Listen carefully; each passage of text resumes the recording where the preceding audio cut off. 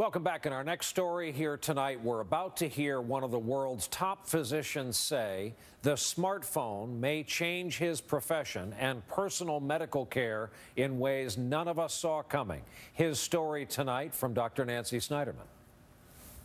Why do we have people being treated like cattle herd? That's waste. And the billions of dollars that's being wasted each year for screening and the wrong drugs and the wrong everything. It's astounding. And we just can't go on like this.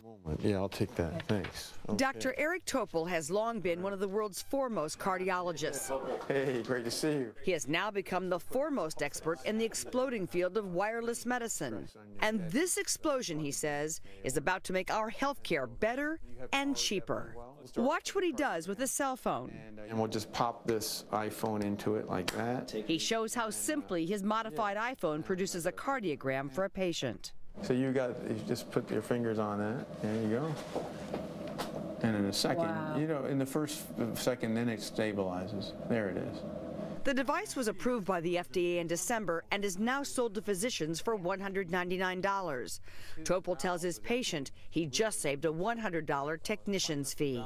So are we close to using this to say I'm going to diagnose you and prescribe 4 or 5 apps instead of 4 or 5 medications? Well, these days I'm actually prescribing a lot more apps than I am medications. You can take the phone and make it a lab on a chip. You can do blood tests, saliva tests, urine tests, all kinds of things, sweat tests through your phone. This is a powerful device. And we'll just have you, want to just hold that on there like that? Topol's patient, Ron Thompson, is dealing with several significant heart issues. You saw that on a phone.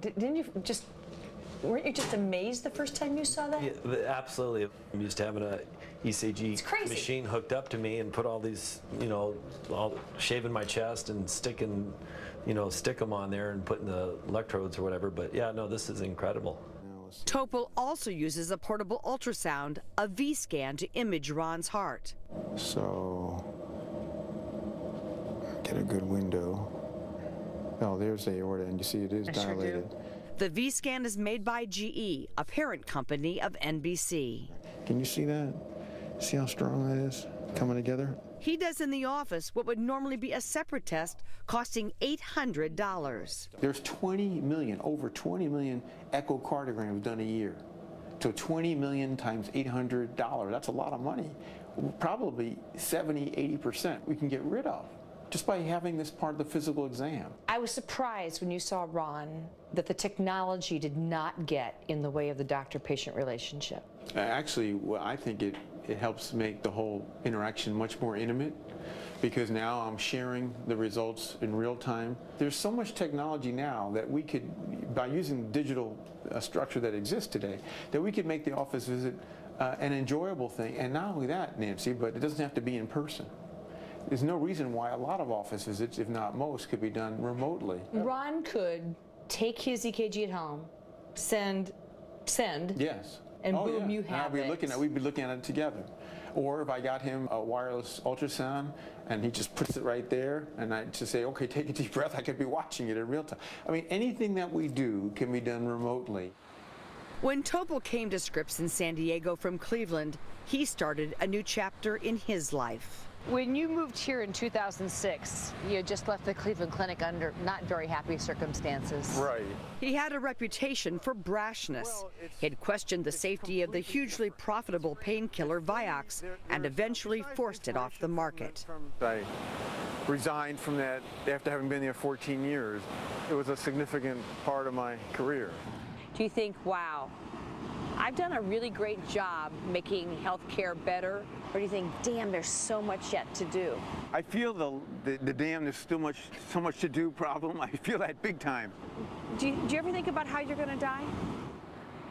Yeah, I do. Sometimes I watched my mother die at a very young age in her early 50s with a leukemia. Then my father was an end-stage diabetic. I mean, he went blind at age 49. Topol uses DNA testing and monitoring to pinpoint his specific vulnerabilities and guide his daily life.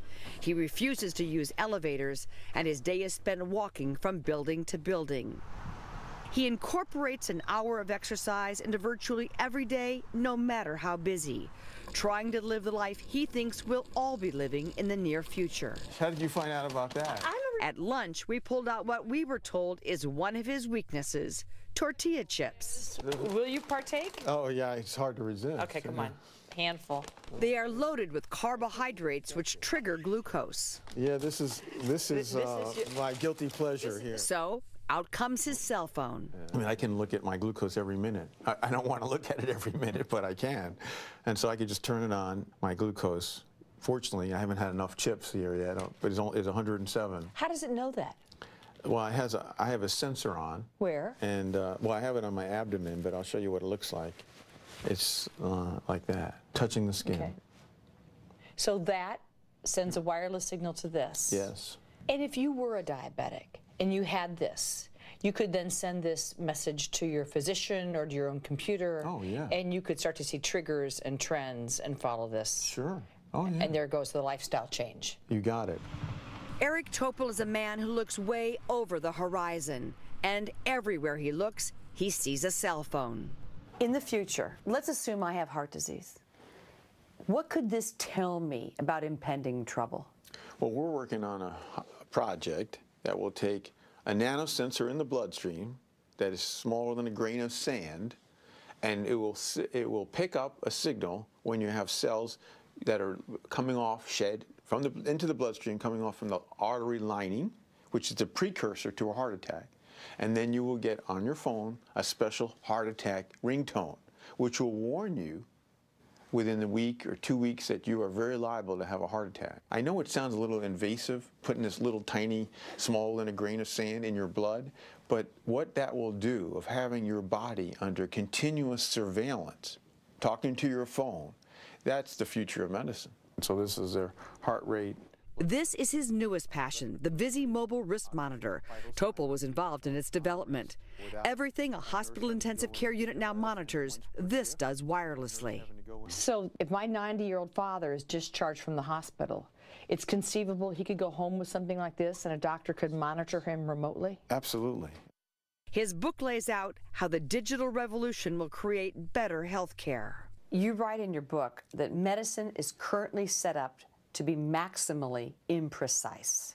Yeah, medicine today is about as much wasteful as one can imagine. So let's just take drugs in this country, prescription drugs, $350 billion a year, a third of which is total waste. We're giving a drug that doesn't work.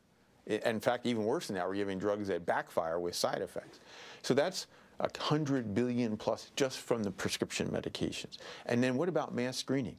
Every woman should have a mammogram every year, colonoscopies, PSAs. It's really medicine dumbed down. It's treating all human beings the same. That's crazy.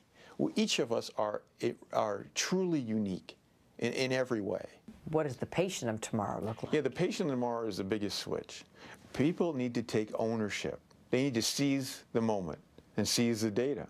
The new medicine is plugged in to you. It's understanding you, which we've never really done before, and you drive it. You've got data and you've got information that you never had before.